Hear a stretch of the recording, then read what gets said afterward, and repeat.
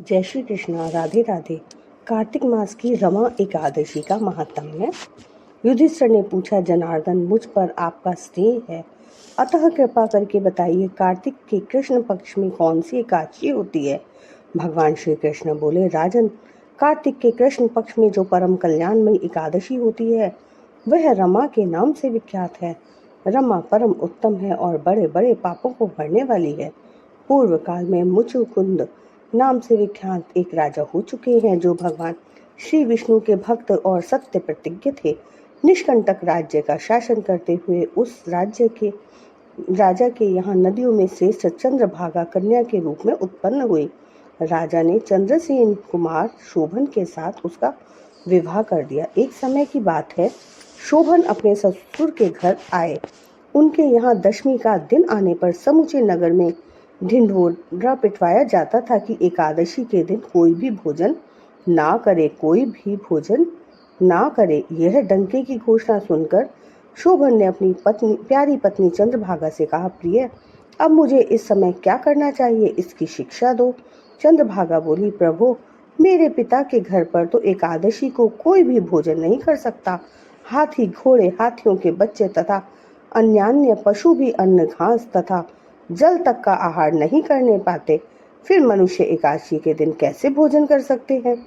प्राणनाथ, यदि आप भोजन करेंगे तो आपकी बड़ी निंदा होगी। इस प्रकार मन में विचार करके अपने चित्त को दृढ़ कीजिए। शोभन ने कहा, प्रिय, तुम्हारा कहना सत्य है, मैं भी आज उपवास करूंगा। देव का जैसा विधान है वैसा ही होगा।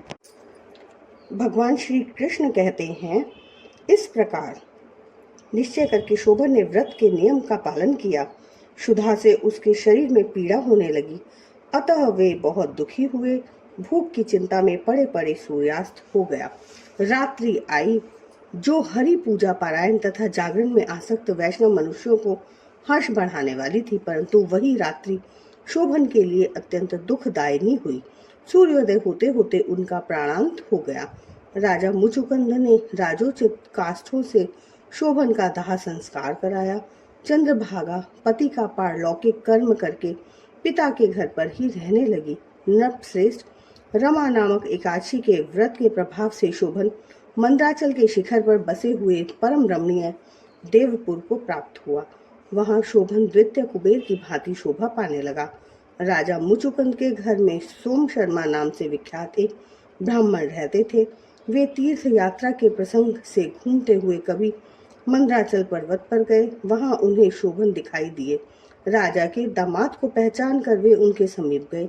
शोभन भी उस समय द्विजश्रेष्ठ सोम शर्मा को आया जान शीघ्र ही आसन से उठ खड़े हो गए और उन्हें प्रणाम किया। फिर क्रमशः अपने ससुर राजा मुचुकुंद का, प्रिय पत्नी चंद्रभागा का तथा समस्त नगर का कुशल समाचार पूछा।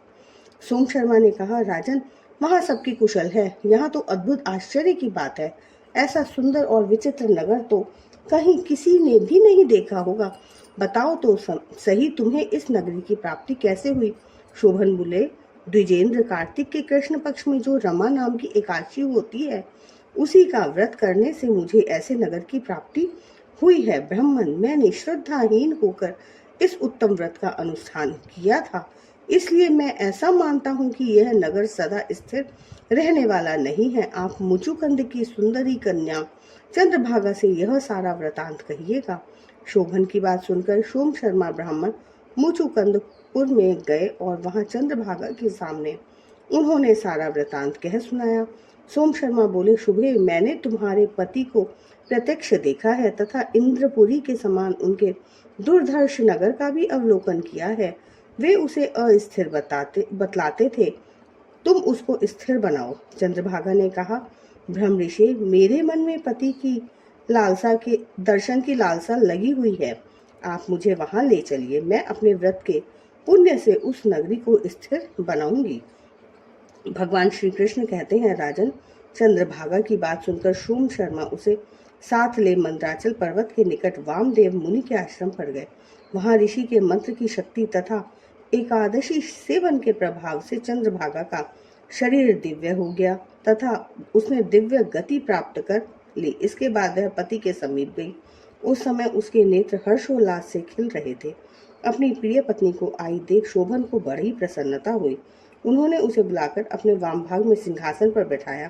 तदंतर चंद्रभागा ने हर्ष में भरकर अपने प्रियतम से यह प्रिय वचन कहा, नाथ, मैं हित की बात कहती हूँ, सुनिए। पिता के घर में रहते समय जब मेरी अवस्था 8 वर्ष से अधिक हो गई, तभी से लेकर आज तक मैंने जो एकादशी के व्रत किए हैं और उनसे मेरे भीतर जो पुण्य संचित हुआ है, उसके प्रभाव से यह नगर कल्प के अंत तक स्थिर रहेगा तथा सब प्रकार के मनोवांछित वैभव से समृद्धिशाली होगा। नृपश्रेष्ठ, इस प्रकार रमा व्रत के प्रभाव से चंद्रभागा दिव्य भोग, दिव्य रूप और दिव्य आभरणों से विभूषित हो अपने पति के साथ मंत्राचल के शिखर पर विहार करती है। राजन, मैंने तुम्हारे समक्ष रमा नामक एकादशी का वर्णन किया है। यह चिंतामणि तथा कामधेनु के समान सब मनोरथों को पूर्ण करने वाली है। मैंने दोनों पक्षों की एकादशी व्रतों का पापनाशक महात्म्य बताया है। जैसे कृष्ण पक्ष की एकादशी है, वैसे ही शुक्ल पक्ष की भी है। उनमें भेद नहीं करना चाहिए। जैसे सफेद रंग की गाय हो या काले रंग की, दोनों का दूध एक सा ही होता है। इसी प्रकार दोनों पक्षों की एकादशियां समान फल देने वाली हैं। जो मनुष्य एकादशी व्रतों का महात्म्य सुनता है, वह सब पापों से मुक्त हो श्री विष्णु लोक में प्रतिष्ठित होता है। जय श्री हरि विष्णु की जय। जय श्री राम।